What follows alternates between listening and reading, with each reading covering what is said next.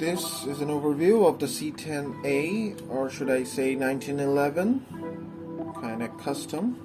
It's made of metal. The body and the mag are both metal,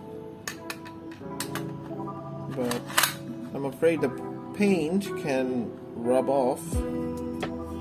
Well, the body paint is okay, but the mag is kinda, kinda cheap.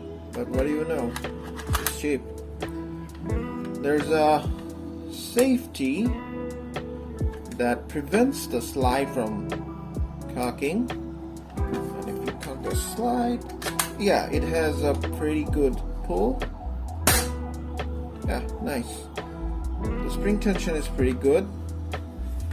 The details are okay. There's no slide lock.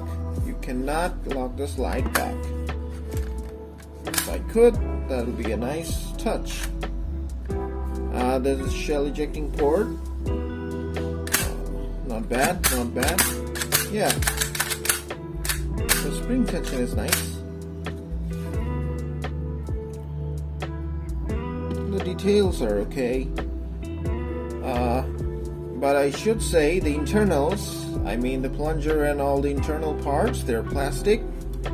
Keep that in mind. There's a hammer